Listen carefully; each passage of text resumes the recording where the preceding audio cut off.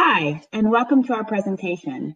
Today we're going to talk about the field that we are in, the field of instructional design and technology. We will do this by providing an overview of the field, definitions, job or career prospects, and finally trends. I hope you enjoy it. Brought to you by Toy Hirschman, Michelle Fleming, Arthur Caste, and Christina Cavalla. Hi, we have all wandered through, passed, or stayed in different fields. Today we're going to talk to you about the field of instructional design and technology. Stay with us for a few minutes while we explain our definition of instructional design and technology.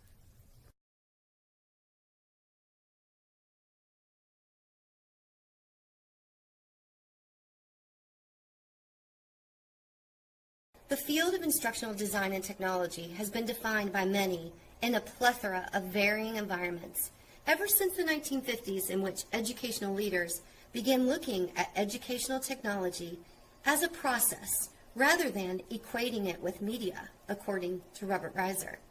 Mr. Reiser also reported that in the mid-1990s, cognitive and constructivist learning theories began to have a significant influence on design practices. As rapid as the technologies are progressing, so is the definition of what field instructional design and technology actually is. The limitations and defining boundaries are continually expanding. As a practitioner in the field of instructional design and technology, the definition will maintain a core focus on the systematic creation of instructional programs to improve human performance.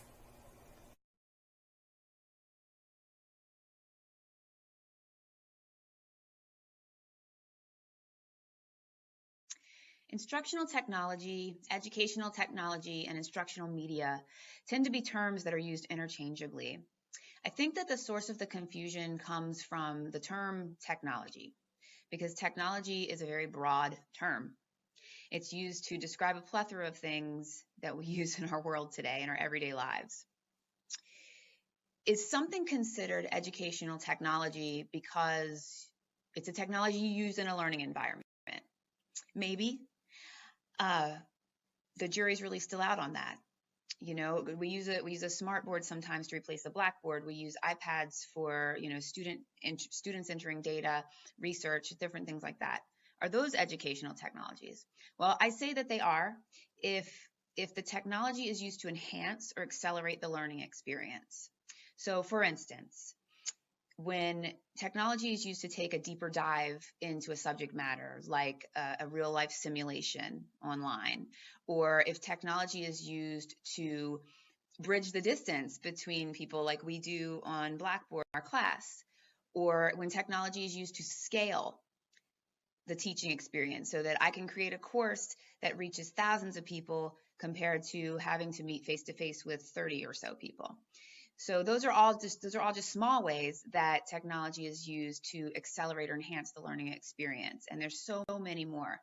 And I feel like as instructional designers, we have to leverage technology, and it's just one tool in our vast instructional design bag of tricks.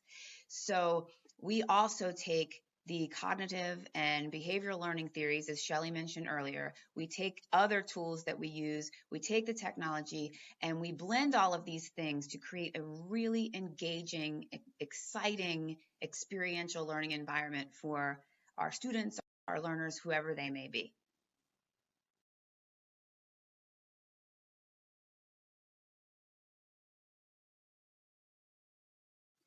The field of instructional design is so much bigger than even I thought when I started my doctoral journey. Surely you can work in the K through 12 setting, you can work in higher ed, but there are so many large companies that employ entire teams of instructional designers to keep their workforce current with new trends and new educational materials. For instance, healthcare is huge.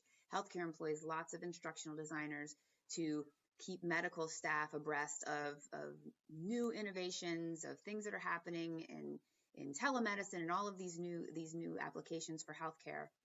And also SAS, software as a service, is a huge industry where instructional designers are needed to create courses and content to actually show customers how to use their software. Companies like Xerox and Salesforce employ instructional designers all the time.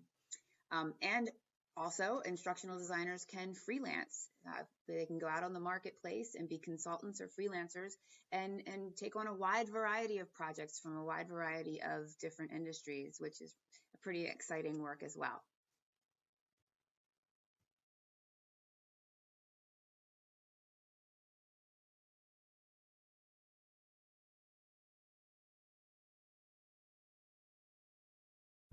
Hello, my name is Arthur Cassidy. I will briefly discuss the trends and the issues that impact my field, instructional design and technology. Some of the trends will be the learner-centered and more focus on cultural difference between the learners. One of the things that I encountered was the fact that building new buildings, the space needs to be more flexible. So when they're designing or renovating the buildings, think about that flexibility, think about the ease of updating technology.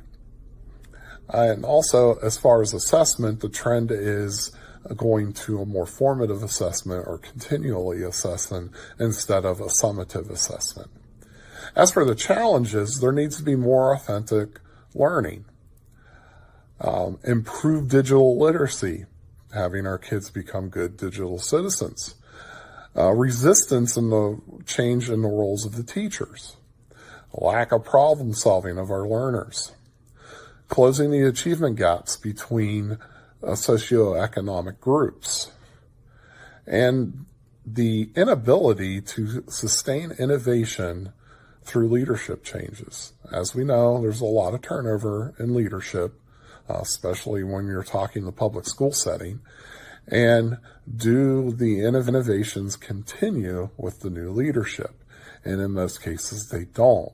There's a whole new regime, a whole new itinerary. So what we were doing goes out the window and we start over. Trends are more student-centered in what's coming, but the challenges are breaking away from the old, or what was done, to what needs to be done. Thank you.